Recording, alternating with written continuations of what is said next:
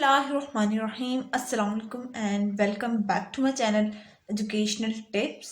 कैसे हैं आप सब? आई होप सो आप सब बिल्कुल ठीक ठाक होंगे। स्टूडेंट्स, आज ही मैं आपके साथ शेयर करूंगी यूनिट नंबर 6B। और 6B हमारे पास जो साउंड है, और हम लोगों ने लास्ट टाइम मैंने आपके साथ शेयर किया था पेज नंबर 83 तक, और पेज नंबर 83 का लास्ट टॉपिक हम लोग डिस्कस कर रहे थे अभी साउंड वेव्स, यानी कि साउंड्स किस तरह से ट्रैवल की होती हैं, एक जगह से किस तरह से मुंतकिल की जाती हैं। Sounds are always travel in a form of waves. We already discussed that's all the sounds that we produce are travel, or that we hear sound are always travel in the form of wave. अब आ जाइए आप लोग अपना page number खोल लीजिए, page number 84 और page number 85 खोल लीजिए। मैं आज आपके साथ सबसे पहले पेज नंबर 84 की रीडिंग चेक करूंगी, उसके बाद फिर पेज नंबर 85 पे आती है। अब पेज नंबर 84 के टॉप पे देख लीजिए तो हमारे पास लिखा हुआ है sound can also travel through solid and liquid. Sound solids में और लिक्विड्स में भी ट्रैवल कर सकती है। Sound travel at different speed through different material. अब लेकिन सॉलिड और लिक्विड के अंदर ये फर्क आ जाता है कि साउंड जो है वो हमारे पास मुख्तलिफ स्पीड के साथ ट्रैवल करती है। इसके अंदर सॉलिड और लिक्विड के अंदर sound travel faster through hard solid material. Sound जो है वो फास्टली ट्रैवल करती है। अगर हमारे पास सॉलिड मटेरियल हार्ड है तो साउंड भी हमारे पास तेज ही चलेगी। Sound travel faster through liquid. Liquid में भी साउंड बहुत तेजी से मूव करती है। Sound travel slowest through air. और सबसे ज्यादा जो जिसमें कह देंगे बहुत कम जो साउंड ट्रैवल कर रही है वो हमारे पास हमारे एयर के अंदर सबसे ज्यादा साउंड कम ट्रैवल करती है, यानी कि उसमें टाइम लिमिट ज्यादा रखती है वो अपने अंदर। Speed of sound is in 3 state of matter. अब थोड़ा सा इसको थोड़ा सा बड़ा करके देखते हैं कि किस तरह से साउंड अब हमारे तीनों मेटल्स के अंदर या हमारे तीनों स्टेट्स ऑफ मेटल्स के अंदर किस तरह से ट्रैवल करती है और कितना टाइम वो कंज्यूम करती है। Sound waves can travel through doors and walls. Sound जो वेव्स हैं वो डोर्स और वॉल्स में के थ्रू भी ट्रैवल कर रही होती हैं, मूव कर रही होती हैं। You can clearly here the ticking of the watch if you hold it between your teeth. आप लोग वो जो घड़ी की मूवमेंट होती है तो वॉल क्लॉक की मूवमेंट होती है, आप उसको सुन सकते हैं अगर आप लोग उसको between your teeth, if you hold it between your teeth, अगर आप उसको अपने दांतों के दरमियान रखते हैं तो आप उसको महसूस कर सकते हैं कि हाँ कोई मूवमेंट हो रही है।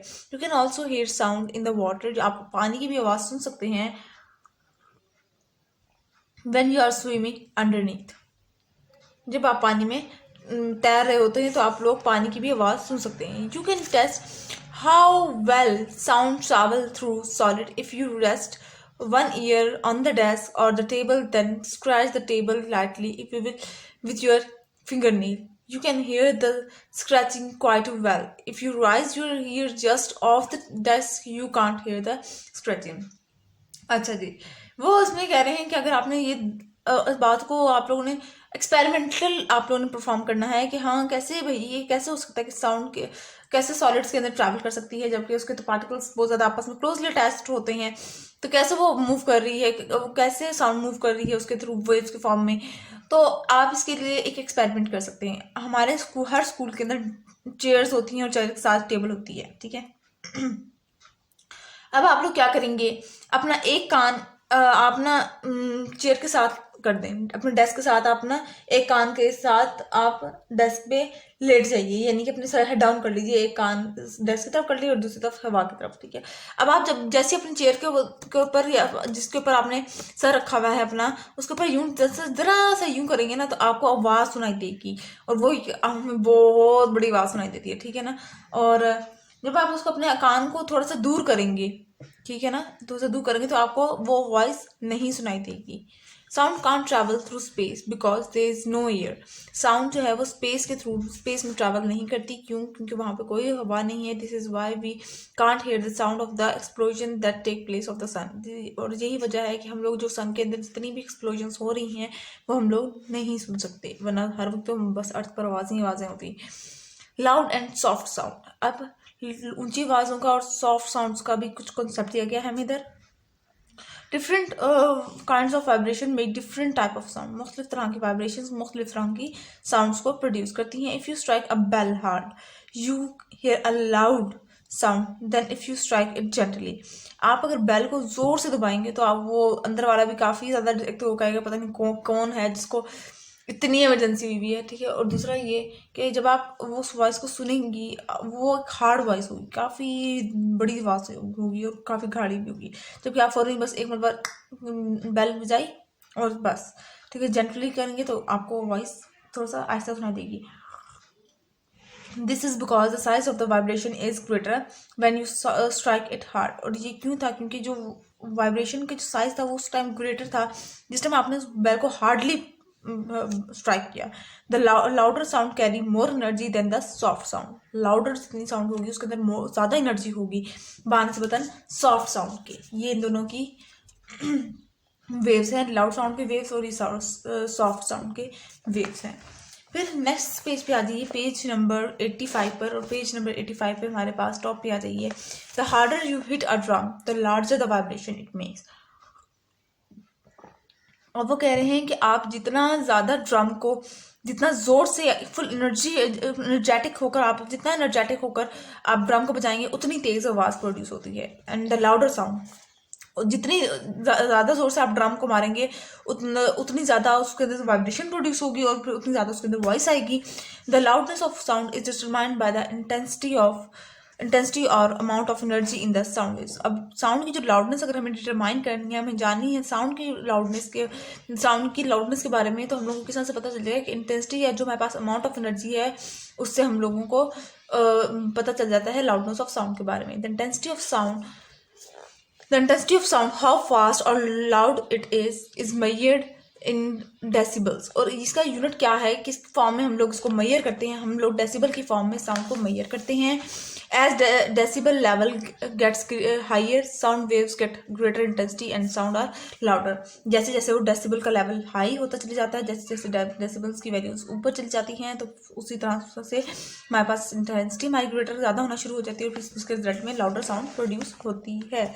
Soft cheeping of the birds and louder roar of lion. उसके बाद आ जाते हैं loud sound become softer if you move away from them.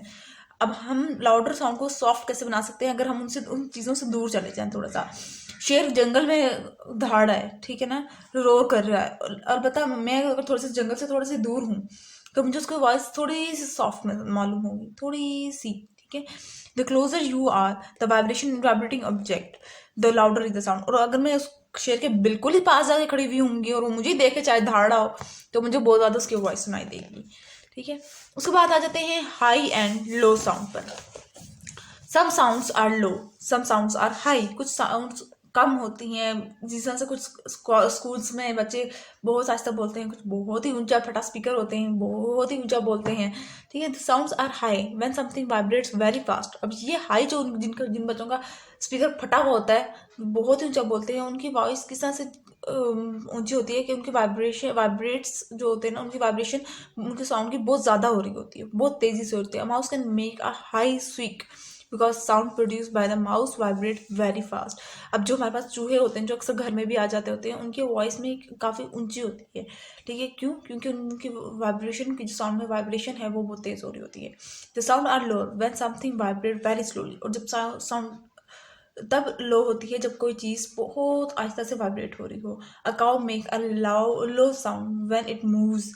अब काउ जो है, भैंस जो है हमारे पास, काउ, वो जब भी आवाज़ निकालती है तो उसकी लो वॉइस होती है. Because the sound make by the cow vibrate slowly. क्यों? क्योंकि जो साउंड जो काउ प्रोड्यूस कर रही है, जो काउ आवाज़ निकाल रही है, वो आहिस्ता आहिस्ता करती है, मे भी इस तरह से, ठीक है ना. तो और वो ज़्यादा दूर तक नहीं जाती. People make high and low sound when they sing or when they play a musical instrument. अब इंसान कब हाई और लो साउंड प्रोड्यूस करते हैं, कब हाई और लो साउंड उनके पास से निकलती है? जब वो या तो गाना गा रहे हों या वो कोई म्यूजिकल इंस्ट्रूमेंट प्ले कर रहे होते हैं. फिर नेक्स्ट पेज पे आ जाइए. तो टॉप पर हमारे पास एक क्विक रिव्यू है تو ادھر دیکھ لیجیے ادھر کیا لکھا ہوا ہے ہمارے پاس، work with a partner and discuss which of the following instrument could make the loud sound. آپ نے اپنے ساتھی کے ساتھ بیٹھ کے ڈسکس کرنا ہے. تو فلیٹو اور ٹوبا میک دا لاؤڈ ساؤنڈ. ٹھیک ہے، یہ آپ لوگ ویسے بھی کلاس میں اپنا ڈسکس کر لیجیے گا. اور پھر سیکنڈ ہمارے پاس ہے sort the following sounds in loud sound. Baby کرائی، یہ لاؤڈ ساؤنڈ ہوتی ہے، کافی زور سے بچہ اور ہوتا ہے. Train loud, سنورنگ loud, whistling soft, whispering soft, alarm clock loud, اور کیٹ پورنگ سافٹ. ٹھیک ہے نا. تو یہ تھا آج کا لیکچر. آئی ہوپ آپ کو سمجھ آ گیا ہوگا. اگر آج کا لیکچر آپ لوگوں کو میرے سمجھ آ گیا ہے تو میرے چینل کو سبسکرائب کر دیجیے گا، ویڈیوز کو لائک کر دیجیے گا، اور ساتھ ہی ساتھ بیل آئکن کو پریس کرنا مت بھولیے گا. اس وجہ میری آنے والی ہر لیٹسٹ اپڈیٹ سب سے پہلے آپ تک پہنچے گی. ملتی ہوں کسی اور ویڈیو میں. دعاؤں میں یاد رکھیے گا، اپنا خیال رکھیے گا. اللہ حافظ.